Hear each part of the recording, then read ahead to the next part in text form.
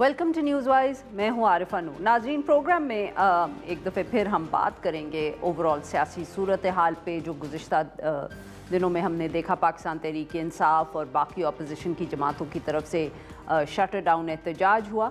अगर आज तफसील से बात करेंगे पाकिस्तान तहरीक इंसाफ के हवाले से, बहुत दिलचस्प हम कह सकते हैं कि हमने डेवलपमेंट्स देखी हैं, कुछ आज की भी हैं, कुछ पिछले दिनों की भी हैं। आज बहुत हम कह सकते हैं दिलचस्प और बड़ी जो बातें हुई वो एक तरफ तो ये कि आज इमरान खान साहब से उनके एक वकील सलमान सफदर साहब की मुलाकात हुई। बताया ये जा रहा है कि 3 घंटे तक ये मुलाकात जारी रही। इसके साथ साथ पेशावर में दूसरी तरफ जो वज़ीर आला खैबर पख्तूनख्वा हैं सुहेल आफरीदी साहब, उन्होंने आज एक एपेक्स कमेटी की मीटिंग को चेयर किया। मीटिंग में मिलिट्री ऑफिसर्स भी मौजूद थे और वज़ीर दाखिला मोहसिन नकवी साहब भी मौजूद थे। प्रेस रिलीज़ भी सामने आया कि बहुत लग रहा है कि जैसे जो वफाकी हुकूमत है, मिलिट्री है और उसके साथ साथ अब सूबाई हुकूमत, वो एक पेज पर अगर नहीं आए तो एटलीस्ट एक वर्किंग रिलेशनशिप तो अब बन ही रही है। ये 2 बड़ी तब्दीलियां कहें, सिर्फ डेवलपमेंट्स हैं, do they point two something?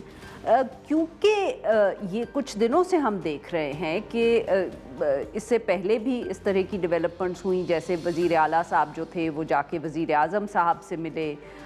वहाँ भी उन्होंने जो मुल्की अमूर हैं, खैबर पख्तूनख्वा की जो ज़रूरियात हैं उन पर बात की। एक पहले भी एपेक्स कमेटी की मीटिंग हो चुकी थी। फिर आज की जो मैंने कहा कि अडियाला जेल के बाहर भी कोई तब्दीली देखी गई। क्या ये सिर्फ इसलिए है क्योंकि 8 फरवरी गुजर गया, अब मुलाकात हो रही है, या कोई और भी वजह है?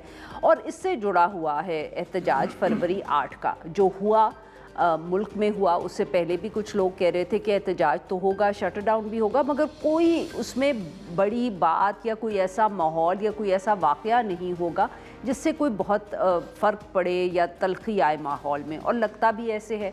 खामोशी से दिन गुजर गया।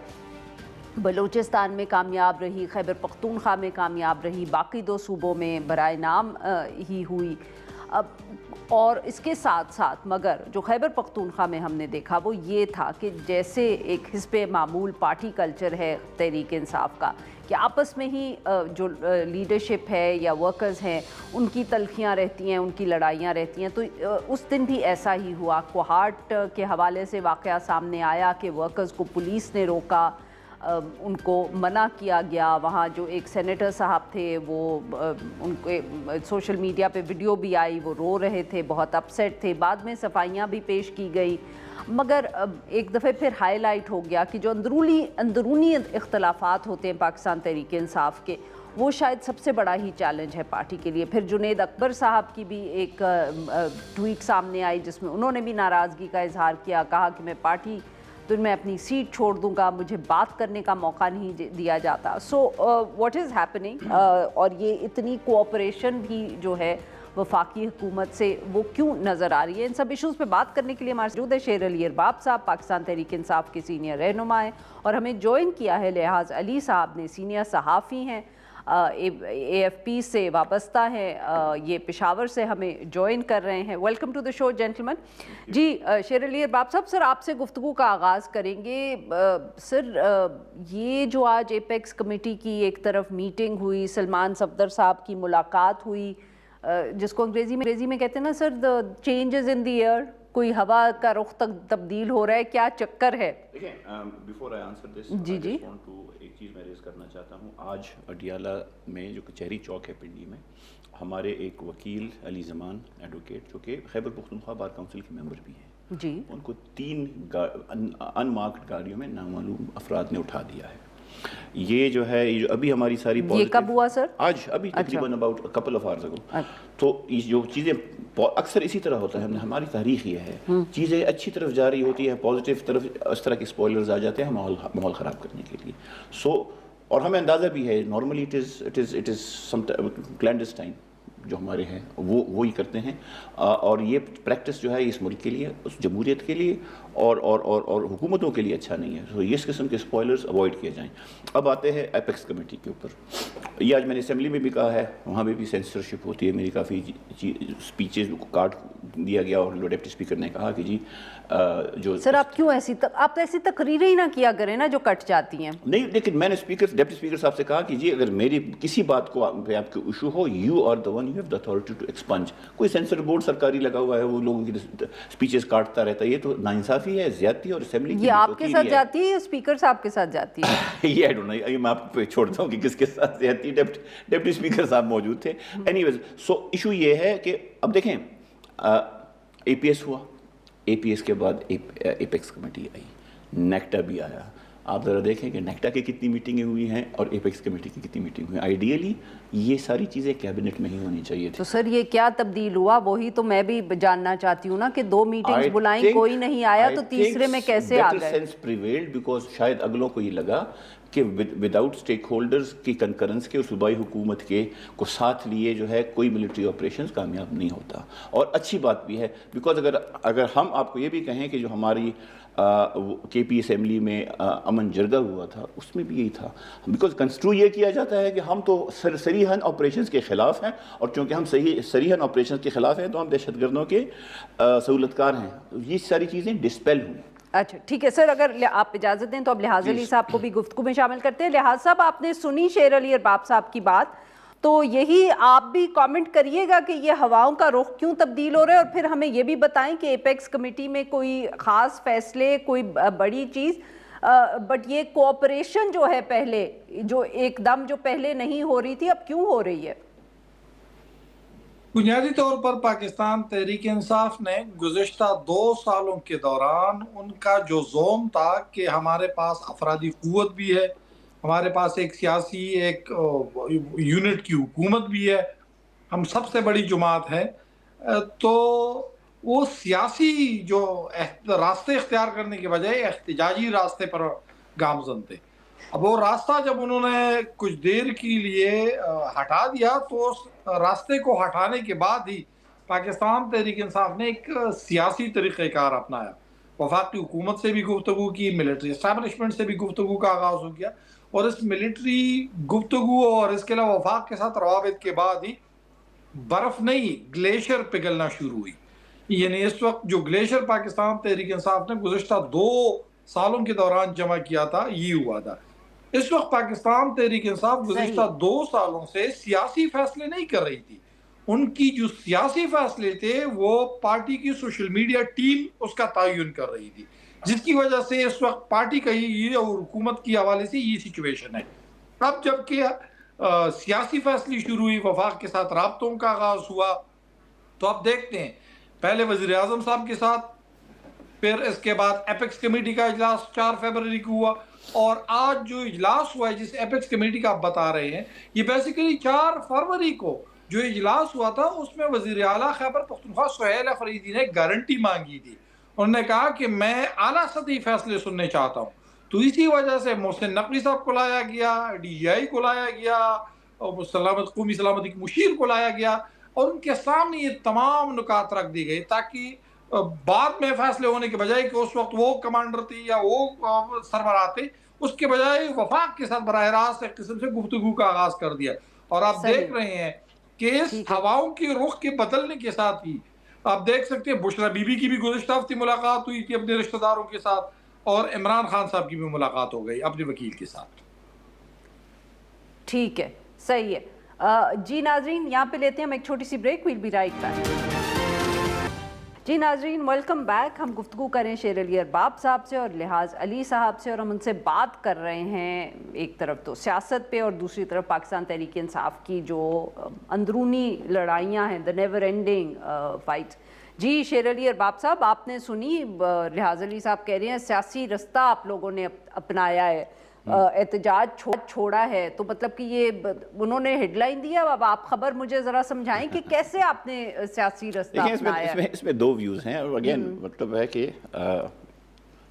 ایک ویو تو یہ ہے کہ بالکل ہم ذرا چیزوں کو پولیٹیکلی دیکھنا شروع کر گئے ہیں. دوسری اچھا یہ کب سے ہوا ہے؟ میں بھی ابھی سے جب سے غالباً جب سے جنید اکبر صاحب آئے ہیں اور سہیل افریدی صاحب آئے ہیں. اچھا دوسری بات یہ ہے کہ اب یہ بھی کچھ لوگ ہمارے کہتے ہیں کہ جی وہ کنٹینر جب آیا تو اس سے کی وجہ سے بھی کچھ پریشر ویشر آیا. Not a popular opinion. ابھی جو ریسنٹلی ہمارا جی جو آپ لوگ آزادی یا موت کے نام سے ہاں لیکن at the end of the day دیکھیں ہم نے جو ہے اپنی جو مزاحمت کا یہ مطلب نہیں ہے کہ ہم جو ہیں ہر وقت جو ہیں وہ کسی نہ کسی محاذرائی میں رہیں. مزاحمت ہم کرتے ہیں, مزاحمت ہم پالیسیز کے خلاف کرتے ہیں, مزاحمت ہم اس وسائل کے خلاف کرتے ہیں. یہ جو الیکشن ہمارا 8 فروری کو چوری ہوا ہے کہ ووٹ ایک لوگوں ایک پارٹی کو پڑا یا ایک جماعت کو پڑا اور اگلے گننے والوں نے اور انٹیلیجنس والوں نے اٹھا کے اس کو کسی اور کے کھاتے میں ڈال دیا. سو وہ ہے. لیکن at the end of the day ہمارے پاس دیکھیے بہت رسپانسبلٹیز ہیں. یہ میں اکثر پارٹی میں بھی کہتا ہوں. بالکل میں بڑا میں انتہائی انگریٹفل آدمی ہوں گا کہ میں اس چیز کو فراموش کروں کہ میں عمران خان صاحب کی وجہ سے 2 دفعہ قومی اسمبلی کا ممبر بنا ہوں. لیکن اس کے ساتھ ساتھ یہ بھی ایک فیکٹ ہے کہ پختونخوا کے لوگوں نے بھی تحریک انصاف کو اور خان صاحب کو 3 دفعہ اپنے حکمران چنے اور ان کا بھی ہم پہ حق ہے. جس طرح خان صاحب کا ہم پہ حق ہے کہ ہم ان کی آزادی کے لیے یا ان کی رہائی کے لیے جدوجہد کریں, اسی طرح پختونوں کا پختونخوا کے عوام کا اس پہ اوبیسلی اور قومیتیں بھی ہیں, ان کا بھی حق ہے ہم پہ کہ ہم ان کو ڈیلیور کریں governance, peace, security and prosperity. So اس چیز کو جو ہے کنفرنٹیشن سے یہ ہوتا تھا کہ کنفرنٹیشن ہوتا تھا وفاق کے ساتھ, ہمارے معاملات خراب ہوتے تھے. بہت سے ہمارے بہت سے جو ہیں ریسورسز ان کی طرف واجب الادا ہیں جو ہمارا حق بنتا ہے. لیکن اس کنفرنٹیشن کی وجہ سے وہ چیزیں رک گئی تھی. اب چونکہ ایک چیز جا رہی ہے سو اس کی وجہ سے وہ تو سر آپ معاف کریے گا آپ کی بات کاٹ رہی ہوں. جو آپ یہ بیسکلی کہہ رہے ہیں کہ کیونکہ صوبہ بھی چلانا آپ کی ذمہ داری تھی اور کیونکہ آپ محاذرائی کرتے تھے تو اس کی وجہ سے وہ آپ کو فنڈز نہیں دیتے تھے صوبہ چلانے کے لیے. تو اب آپ لوگ جو جیسے لحاظ صاحب کہہ رہے ہیں کہ یہ جو گورننس کی مجبوری ہے اس کی وجہ سے آپ لوگوں نے اپنا رویہ تبدیل کیا ہے. the compulsion of the mandate جو ہمیں لوگوں نے مینڈیٹ دیا. لیکن دوسری فلپ سائڈ یہ بھی ہے کہ جی ہم عوام کے لیے مذاکرات کی طرف بھی جاتے ہیں, ہم سیاسی فیصلوں کی طرف بھی جاتے ہیں, لیکن میسج بھی ہے کہ یہ کنٹینر بھی ہے, ورسٹ کمز ٹو ورسٹ وہ بھی عمل میں آئے گا. ٹھیک. لحاظ صاحب obviously آپ نے بھی اس پہ بات کی, اب شیر علی ارباب صاحب بھی آپ نے ان کا جواب سنا. تو سر اب مجھے یہ بتائیں کہ کیا یہ جو ایک نئی ہم کہیں احساس ہوا ہے, نیا احساس پاکستان تحریک انصاف کو, تو یہ جو لوگ گفتگو کر رہے ہیں کہ شٹر ڈاؤن اتوار کے دن کوئی اتنا بہت مؤثر نہیں تھا ملک بھر میں, بہت خاموشی سے دن گزر گیا, پتہ نہیں چلا, اور کچھ لوگ اس کی ذمہ داری بھی پاکستان تحریک انصاف کے اوپر ڈال رہے ہیں. یہ بھی بات ہو رہی ہے کہ ان کی لیڈرشپ ملک میں کہیں زیادہ جگہوں پہ نظر نہیں آئی. کیا یہ سب بھی جان بوجھ کر کیا گیا کیونکہ اب محاذرائی کم کرنی ہے اور سیاست زیادہ کرنی ہے؟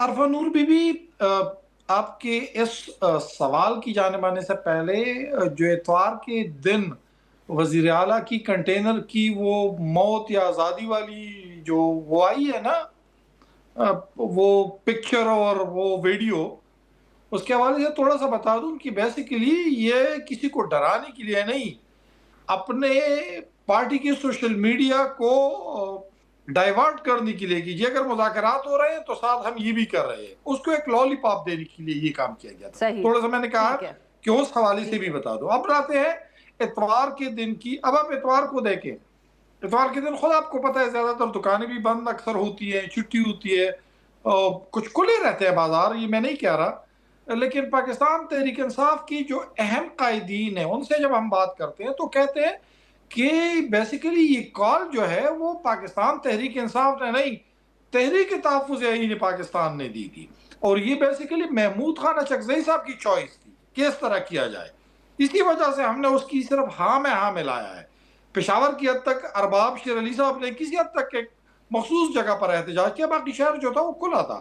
مجھے بتائیں چارسدہ میں کیا ہوا، مجھے بتائیں مردان میں کیا ہوا، سوات میں کیا ہوا، کوہاٹ میں کیا ہوا، ہاں ڈی ای خان میں بھی احتجاج ہوا ہے، مجھے بتائیے ایبٹ آباد اور ہزارہ میں کیا ہوا، کچھ بھی نہیں ہوا، دکانیں کھلی تھی، ٹریفک معمول کے مطابق چل رہا تھا۔ تو لحاظ صاحب پاکستان معاف کریے گا، آپ کی بات یہاں میں کاٹ رہی ہوں، آپ کی بات یہاں کاٹ رہی ہوں سر، یہ کوہاٹ میں کیا ہوا تھا؟ کیونکہ وہاں تو ہمیں ایسے لگا کہ جیسے شفیع جان صاحب اور جو وہ سینیٹر خرم صاحب ہیں وہ مطلب کہ مور اور لیس فیس ٹو فیس آ گئے تھے، ایسا کوئی آپ کو بھی ایسے لگا یا وہاں کوئی اور واقعہ ہوا؟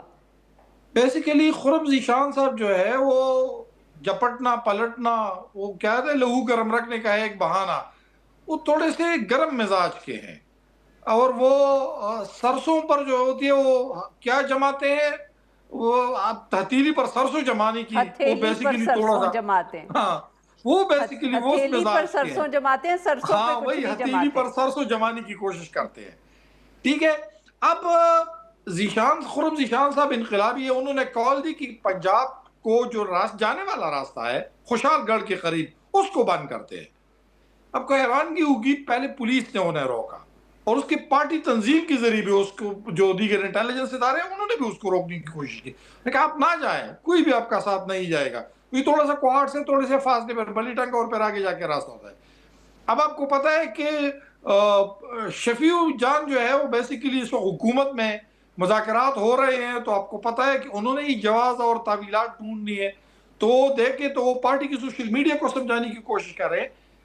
ایک اوورال جو سچویشن ہے وہ یہ ہے کہ خیبر پختونخوا میں بیوروکریسی اس پورے احتجاج کو روکنے کی کوشش کر رہی تھی، خیبر پختونخوا کی بیوروکریسی کی بات کر رہا ہوں، یعنی ہر ڈسٹرکٹ ڈی سی، ہر ڈسٹرکٹ پولیس آفیسر، اس کی بنیادی طور پر ان کو یہ ہدایات دی گئی تھی کہ آپ اس احتجاج کی راہ میں روڑے اٹکائیں اور جو ٹریفک ہے اس کو بھی برقرار رکھیں اور کسی نہ کسی طریقے سے جو شٹل ڈاؤن ہے اس کو بھی لحاظ صاحب تو یہ بھی بتائیں کہ بیوروکریسی اور پولیس یہ کس کے کہنے پہ کری تھی، حکومت کے کہنے پہ یا کسی اور کے کہنے پہ؟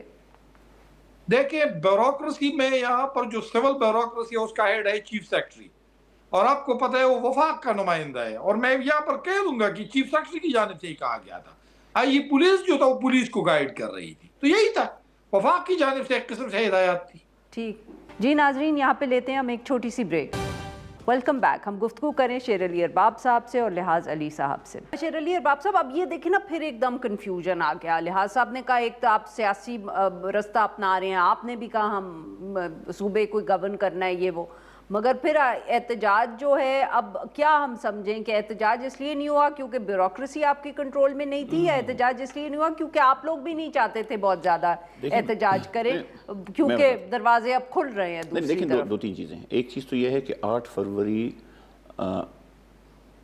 کہہ لے کہ ثانیہ ہی ہوا تھا نا، مطلب میجورٹی مینڈیٹ لوگوں نے ایک پارٹی کو دیا اور بیچ میں سے اگلوں نے آ کے اس کو اٹھا کے، تو اٹس ایک بہت بڑی آئرنی ہے۔ آپ کہہ سکتے ہیں کہ 2018 کے بھی آپ کہہ سکتے ہیں، 13 کو بھی کہہ سکتے ہیں کہ شاید اس طرح، but this is the most documented. تو ہم چاہتے ہیں کہ یہ لوگوں سے نہ بھولیں اس کو، we want to keep this, جس طرح ہم نے 8 فروری کو اجاگر رکھا اس طرح کسی اور پارٹی نے نہیں کیا، یہ میں ایٹ لیسٹ کلیم کر سکتا ہوں۔ اس کے اندر یہ تھا، اچھا شٹر ڈاؤن جو تھا یہ بیسکلی والنٹری تھا، ہم نے کہیں سرکاری وسائل استعمال نہیں کیے، ہم لوگوں کے پاس گئے، تنظیموں کے پاس گئے، اور یہ ہمیں زیادہ اور پہلے سے کرنا چاہیے تھا لیکن یہ ہم نے کیا۔ اور پشاور میں شٹر ڈاؤن 100% کہیں کسی زمانے میں بھی نہیں ہوا، نہ پیپلز پارٹی کے زمانے میں، شاید عوامی لیگ کے زمانے میں بھی نہیں ہوا، ہوتا پارشل ہے، اور اس کے اندر آئی تھنک ہم نے جتنی کوشش کی ہماری رزلٹ سے زیادہ شٹر ڈاؤن ہوا۔ اس کے علاوہ جو ایک سمبولک ایک واک تھا بیسیکلی چوک یادگار، اشنگری سے چوک یادگار، وہ بھی اسی لیے تھا کہ ہم اس چیز کو اٹھائیں۔ اس کا مطلب یہ نہیں تھا کہ ہم صوبے کو مفلوج کریں یا کچھ کریں۔ کوہاٹ میں اگر شاید کوئی مس انڈرسٹینڈنگ ہوئی ہے بیکاز یہ انسیڈنٹ اور کہیں نہیں ہوا۔ جہاں تک بیوروکریسی کی بات ہے، وہاں پہ ایک پوائنٹ ہے کہ 2024-25 میں شاید ہم لوگوں نے پولیس ایکٹ میں ترمیم کی صوبائی حکومت نے، اور وہ ترامیم جو جس طرح کی ہے اسی طرح کی ملتی جلتی ترامیم آپ کے پاس پنجاب میں بھی ہے، سندھ میں بھی ہے، بٹ انفارچونیٹلی صوبائی پشاور ہائی کورٹ نے اس کو فنڈامنٹل رائٹس کے اوپر وہ کر دیا۔ سو اس سے یہ ہوگا، اس سے ہوتا کیا ہے، اس سے یہ ہے کہ صوبائی حکومت کی رٹ پولیس کے اوپر جو ہے وہ اس سے شاید تھوڑی سی اس میں کمی آئی ہے، اس کے لیے بھی کام ہو رہا ہے. ہمارے جو گورنمنٹ ہے وہ ابھی بھی امینڈمنٹس وہ کر رہی ہیں تاکہ ہم اور امینڈمنٹس پش کریں، اور اس میں اگر کوئی کمی زیادتی ہوئی ہے جس سے ہائی کورٹ کو کوئی موقع ملا ہو یا ہائی کورٹ کو لگا ہو کہ فنڈامنٹل رائٹس پامال ہو رہی ہیں، تو اس پہ بھی کام ہو رہا ہے. لیکن یہ جو ہے کہنا کہ پروونشل بیوروکریسی، سول یا پولیس وہ جو ہے وہ ہماری صوبائی حکومت کی وہ تو ان کی ڈیوٹی ہے، دیٹس دیئر باؤنڈ ڈیوٹی. بالکل صحیح. سر تو اب مجھے جی سر جی لحاظ صاحب میں یہ بتا کہ خیبر پختونخوا میں جب میں نے چارسدہ، پشاور اور مردان کے لوگوں سے بات کی تو سب نے کہا کہ بیسیکلی 8 فروری کو تو خیبر پختونخوا کے عوام نے مینڈیٹ دیا ہے، پاکستان تحریک انصاف کو خیبر پختونخوا میں جشن منانا چاہیے سالگرہ کی طرح، لیکن یہاں پر کسی وجہ سے احتجاج کیا جا رہا ہے. احتجاج تو انہیں پنجاب، سندھ اور بلوچستان میں کرنا چاہیے جہاں پر ان کا مینڈیٹ، اور یہ عام لوگ نہیں پارٹی کے قائدین کہہ رہے تھے. یہ بھی ایک نقطہ ہے. چلیں سر، اب یہ سوال تو لحاظ صاحب نے پوچھ لیا، اور بلکہ میں جو آپ سے کہنا چاہ رہی تھی، جو میرا بیچ میں تھوڑا سا جو وہ بات کر رہے تھے، لحاظ صاحب نے کہا کہ جی پی ٹی آئی کے تو لیڈرز یہ کہتے ہیں کہ یہ تو تحریک تحفظ آئین پاکستان کا انیشیٹو تھا، ہمارا اس سے کیا لینا دینا. تحریک تحفظ آئین پاکستان اب ایک کلیکٹیو ہے، کنگلومریٹ ہے، جس کے اندر پاکستان تحریک انصاف ایک بڑا سٹیک ہولڈر پارٹنر ہے. تو اگر تحریک تحفظ آئین کے جو سربراہان ہیں محمود خان اچکزئی صاحب اور علامہ ناصر عباس صاحب، ان کو بھی عمران خان نے ہی یہ مینڈیٹ دیا ہے کہ جی یہ تحریک لیڈ کریں گے. سو بالکل پلیٹ فارم تحریک تحفظ آئین پاکستان ہی ہے، لیکن اٹ آلسو مینس کہ یہ تحریک انصاف پہ بھی بائنڈنگ ہے. دوسرا جو بھی الیاس بھائی نے یہ بات کی ہے، کچھ لوگوں کا یہ ہو سکتا ہے، اور لارجلی یہ بات بھی ٹھیک ہے کہ جی لیکن جو ہمارے ساتھ زیادتیاں ہوئی ہیں پشاور میں، ہم لوگوں نے زیادہ کوشش اس لیے کی کہ پشاور میں میجورٹی سیٹ ہم ساری سیٹیں جیتے تھے، ان سے بھی کنفرم کر لیں، اور اس میں سے 8 سیٹیں صوبائی اور 1 قومی جیتی ہوئی سیٹیں ہرائی، اور ایسے لوگوں کو وہ سیٹیں ملی جو کہ ریپرزینٹیٹیو تھے. دور بات، ایک آدھ تو پاکستانی نہیں ہے. تو مطلب ہے کہ ذرا آج وہ ہے. جہاں تک بات ہے کہ جی پنجاب اور سندھ میں کیوں یہ احتجاج نہیں ہوتا، وہاں پہ ہمارے 3 لیڈرز جا کے رات گزارتے ہیں، پوری رات باہر اسپیشل برانچ اور سی ٹی ڈی ان کے باہر کھڑی ہوتی ہے، وہاں تو 5 لوگوں کو اکٹھا ہونے نہیں دیا جاتا. جی لحاظ صاحب ویری کوئکلی سر اب یہ بتائیے گا کہ یہ جو سلمان صفدر صاحب کی آج ملاقات ہوئی ہے، کوئی آپ کے پاس اس پہ بھی اپڈیٹ ہے کہ آنے والے دنوں میں کیا عمران خان صاحب سے اور زیادہ ملاقاتیں ہو پائیں گی، چاہے خاندان ہو چاہے پی ٹی آئی کی لیڈرشپ ہو؟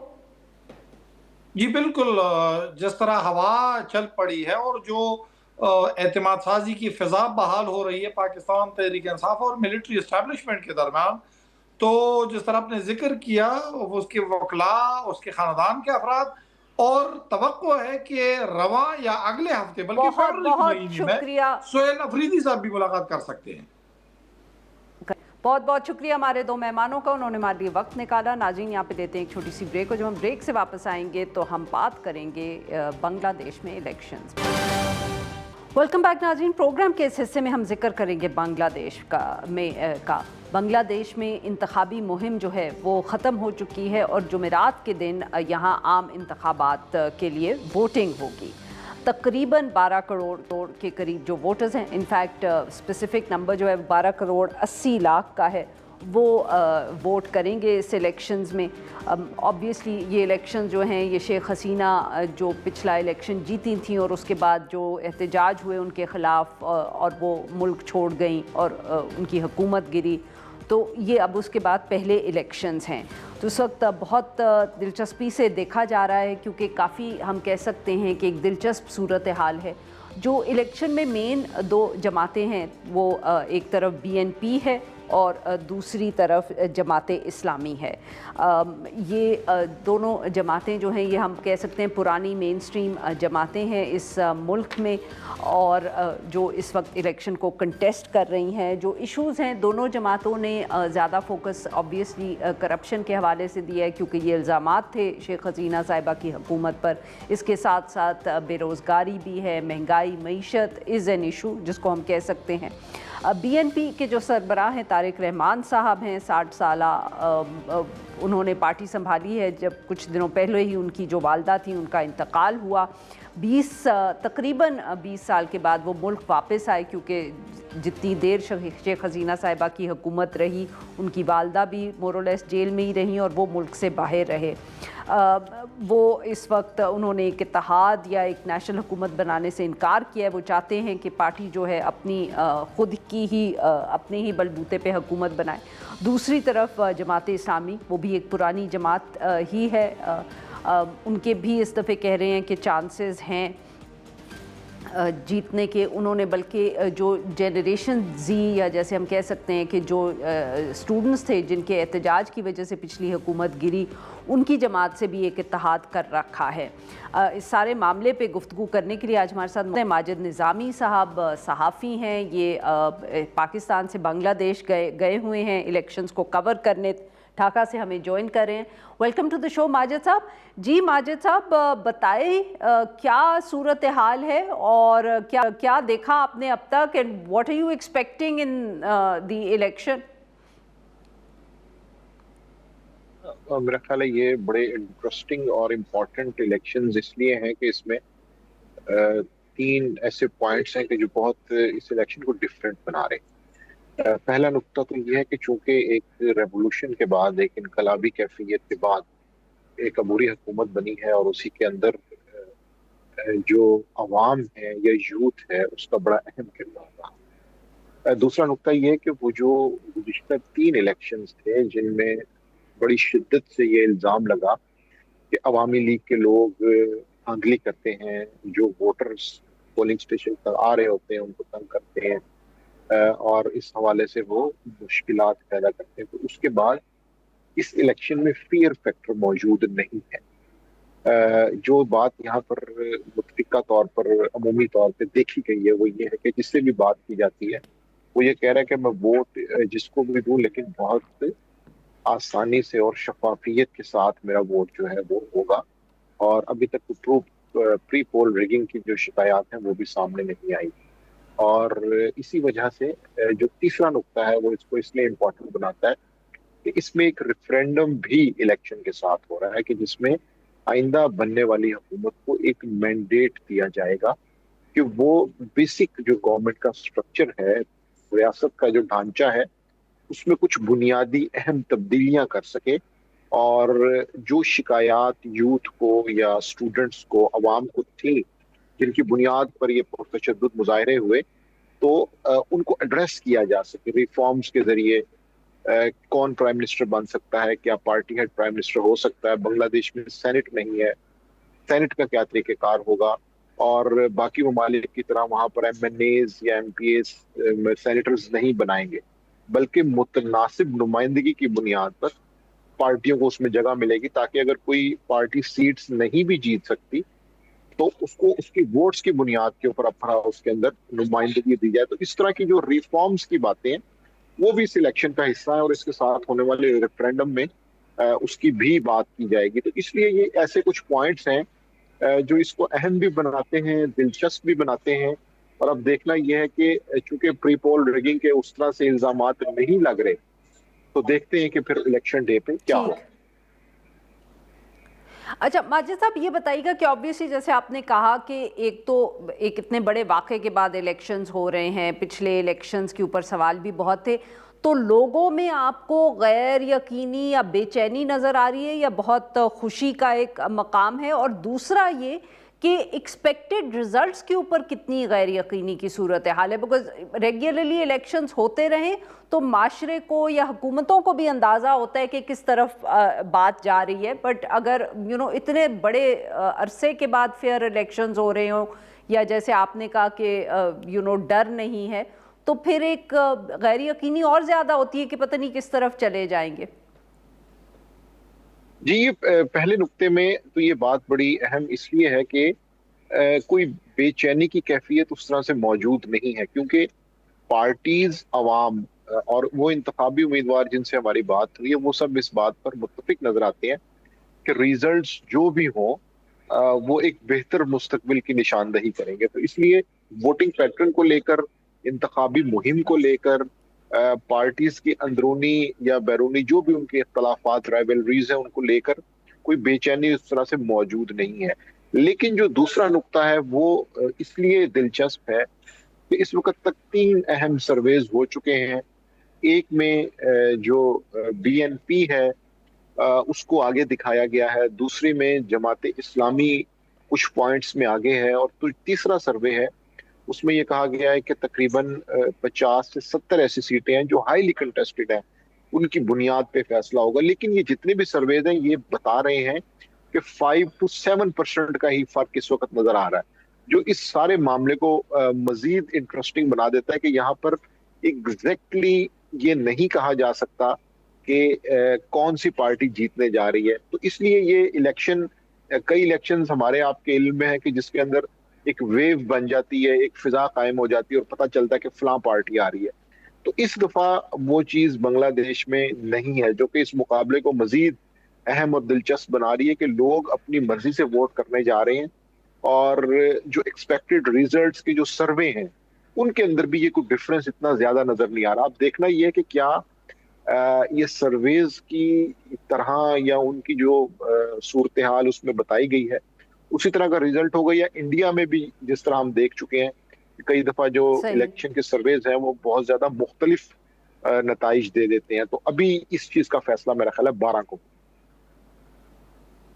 और माजिद साहब, अब अवामी लीग ऑब्वियसली इलेक्शंस में वो हिस्सा तो नहीं ले रहे, बट उनके सपोर्टर्स या उनकी लीडरशिप कोई उनका आपको नज़र आ रहा है किसी किस्म की भी, जिसको कहते हैं ना, प्रेजेंस ऑन द ग्राउंड? देखिए, उनकी प्रेजेंस तो बिल्कुल नहीं है।